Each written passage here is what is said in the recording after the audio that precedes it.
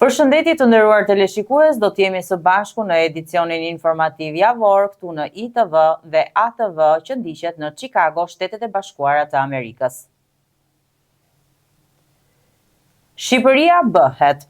Po mban këtë të shtunë një protestë para kryeministrisë me thirrje për largimin nga qeveria të Edi Ramës.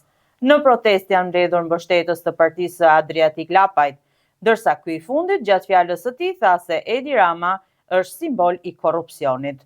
Ndërkohë protestës janë bashkuar deputeti i PD, Besart Xhaferaj, si dhe Ermal Hasimja dhe anëtarët e forumit për dialogun politik opozitar.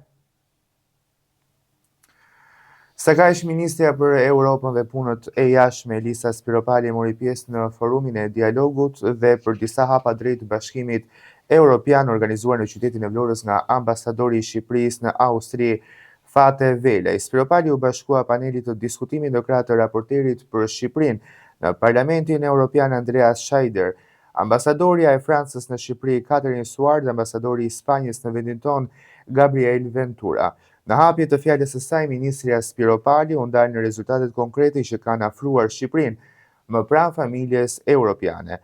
Ndërkaq, ministrja nënvizoi se integrimi nuk është vetëm një çështje e Shqipërisë, por është një çështje vetë e Europës. Deputetja e Partisë Demokratike, Jorida Tabaku, ka ngritur alarmin për pasojat e rënda ekonomike që po sjell zhvlerësimi i euros, duke e cilësuar situatën si një nga goditjet më serioze ndaj ekonomisë shqiptare dhe mirëqenies së qytetarëve. Në një video të publikuar në rrjetet sociale, Tabaku thekson se euro ka prekur minimumet historike të kursit të këmbimit, ndërsa në vitet e fundit vlera e saj ka rënë me rreth 40%. Sipas saj, ndonse për shumë qytetarë kursi i këmbimit mund të duket si një koncept abstrakt, efektet e tij janë tashmë të prekshme në përditshmëri. Ndërkaq, Komisioni i Mbrojtjes pranë Këshillit të Lartë të Prokurorisë ka miratuar kërkesën e kreut të SPAK-ut Klodian Braho për të shtuar mbrojtjen ndaj prokurorit Altin Dumani me disa prokurorëve të tjerë të posaçëm, mes të cilave dhe Dritan Preçi, prokurori i cili po jeton zëvendës kryeministre Belinda Balluku. Kërkesa vjen pas presionit në ritje të Dumanit lidhur me hetime të shumta që mbajnë firmën e tij si ish kryeprokurori i SPAK. Përveç Dumanit është miratuar dhe njëjti komision dhe për mbrojtje për disa prokurorë të tjerë të strukturës së posaçme, mes të cilëve është dhe Dritan Preçi, i cili po heton zëvendës kryeministre Belinda Balluku dhe kërkoi kështu caktimin e 2 masave të sigurisë pezullim nga detyra dhe ndalimi daljes jashtë territorit të vendit. Teksa opozita do të protestojë në shesh më 10 shkurt. Kreu i PD Sali Berisha nuk përjashtoi asnjë skenar mbi atë se çka mund të ndodhë në tubim. Ai tha në një bashkëbisedim me qytetarët në rrjetet sociale, ku ju përgjigj pyetjeve të tyre se opozita ka në plan të gjitha format e mosbindjes civile. Denis Shumani, 44 vjeçari që u plagos mbrëmjen e së martës në Shijak nga 2 kushërinj, ka ndëruar jetë pas 5 ditësh në spital. Kujtojmë se Shumani është plagosur pas një konflikti të së cilit dyshohet se ka qenë në lidhje me një vajzë. Hetimet tregojnë se i plagosuri kishte ngacmuar një vajzë e cila ndodhi në lidhje me shtetasin Dorian Ferra.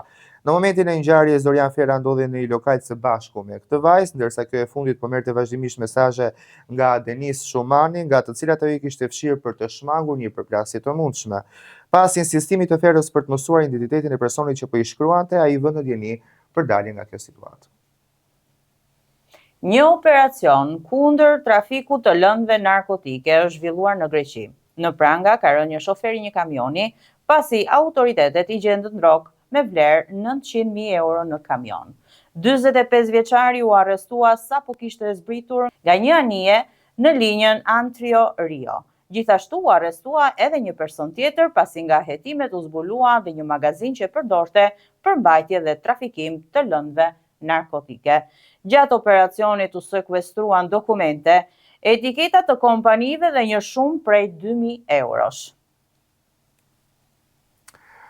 Sa kaq, Komisioni Qendror i Zgjedhjeve KQZ ka bërë të ditur se ditën e premte në mbrëmje ka përfunduar kështu procesi rinumërimit të votave për zgjedhjet e parakohshme të datës 28 dhjetor dhe kështu ka vjuar me njoftimin zyrtar se rinumërimi ka kryer pas dyshimeve për manipulime të këtyre kandidatëve për deputetët cilët kanë marrë pjesë në këtë proces. Gjatë procesit, votat për disa kandidat kanë ndryshuar me raste deri në shifrën 6.000 për një individ, ndërsa ato për partitë nuk janë cënuar. Për disa zyrtarë shtetëror, ky ka qenë procesi më i komprometuar zgjedhor në shtetin e Kosovës, pasi vendi është lavdëruar shpesh nga organizata vendore, por dhe ndërkombëtare për organizim të proceseve zgjedhore të drejta dhe tepër transparente. Aktori Fitim Makashi, babai i këngëtarit Redon Makashi, ka ndëruar jetë në moshën 82 vjeçare. Aktori ka humbur betejën për jetën këtë pasdite teksa ndodhej në spital.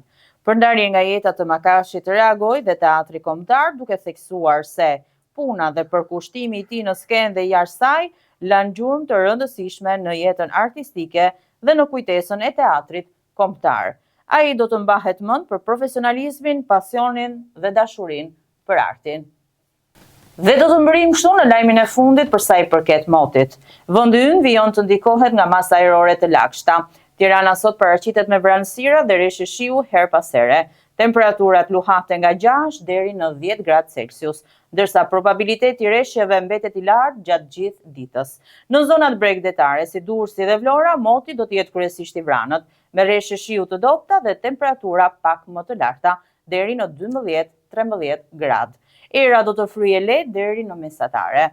Në veri dhe verilindje, Shkodër, Kukës dhe Dibër pritën kushte më të paqëndrueshme me reshje më të shpeshta dhe temperatura më të ulta.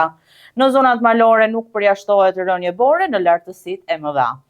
Edhe juglindja e vendit, Korça dhe Pogradeci do të ketë mot të ftohtë me vranësira dhe reshje shiu, ndërsa temperaturat zbresin deri në 5 gradë gjatë ditës. Sa i përket rajonit, Ballkani Perëndimor ndodhet në ndikimin e të njëjtit sistem atmosferik, duke sjellë mot të paqëndrueshëm, reshje shiu dhe rënje të lehta të temperaturave në shumicën e vendeve. Kjo ishte gjithçka e përgatitur për këtë edicion javor. Ju falenderoj shumë për vëmendjen tuaj. Ishte kënaqësi që ta drejtoja këtë edicion informativ me kolegen time Ela Deda. Unë jam Aldus Lollari dhe do të shihemi përsëri edicionin tjetër. Faleminderit shumë dhe ATV që na transmeton në Shtetet e Bashkuara të Amerikës. Shikim të këndshëm. Mirupafshim.